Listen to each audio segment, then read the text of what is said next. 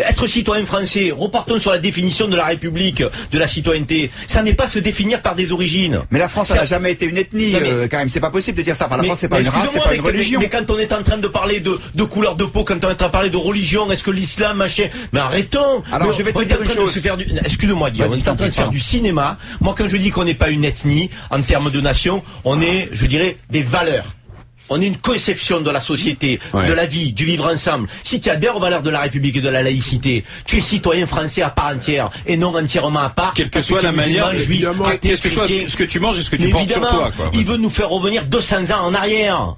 Ce mec, il est dangereux pour la République. Moi, je vous le dis, parce qu'il ne véhicule pas les valeurs de la République. Il est anti-républicain dans sa posture.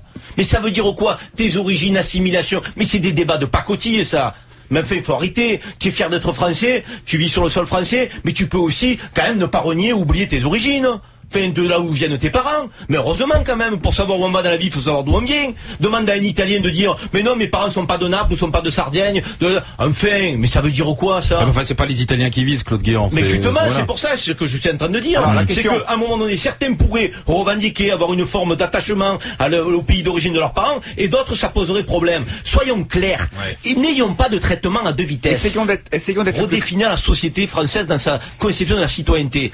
Par l'école. Essayons d'être le plus clair possible. C'est toute la différence entre la communauté et le communautarisme. C'est-à-dire que la communauté, c'est appartenir à une communauté qui est spécifique. Moi, j'ai dit tout à l'heure, je suis chrétien, ça fait partie de mon identité. C'est pas pour ça que je me sens moins français ou plus français que des gens qui ne le sont pas. Le danger, et on le sait, et tu sais bien qu'il existe, c'est le communautarisme. C'est-à-dire le moment où ta communauté, ou l'attachement à ta communauté prend le pas sur l'attachement à ton pays, à ta nation. Quel élément aujourd'hui nous indique qu'il y a un risque de communautarisme chez ceux que pointe Guéant, sans les pointer clairement, savoir les musulmans? Est-ce qu'aujourd'hui, tu as, sur le plan électoral, soyons clairs, allons jusqu'au bout des choses. Moi, j'habite les quartiers nord de Marseille, ceux qui habitent la Seine-Saint-Denis. Est-ce qu'il y a des réflexes, des organisations communautaristes pour faire élire un musulman et pas faire élire un chrétien ou un juif? Mais ça n'existe pas. C'est du fantasme.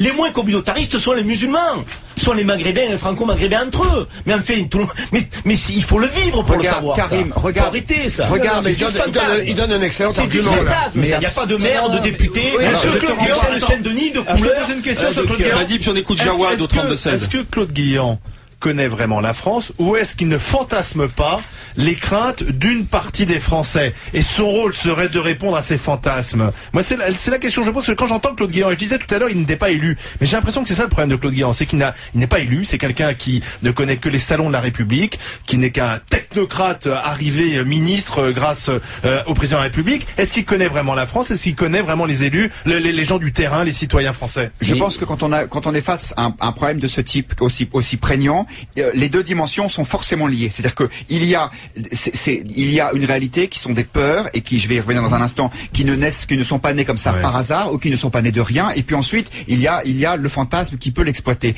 Je vous renvoie juste, vous l'avez probablement lu, cette étude de Gilles Kepel sur l'islamisation en Seine-Saint-Denis. C'est pas du fantasme, ça, Karim. C'est une chose. Et qu'est-ce que dit Kepel? Il a pris deux villes qui sont emblématiques de ce département, qui sont Montfermeil et Clichy-sous-Bois, et il explique qu'aujourd'hui, la notion communautaire et religieuse est première dans l'organisation sociale de ces quartiers. Elle n'est pas plus dangereuse et pire que dans la communauté juive, que chez d'autres. Il faut arrêter. Il y a 6 millions de musulmans en France.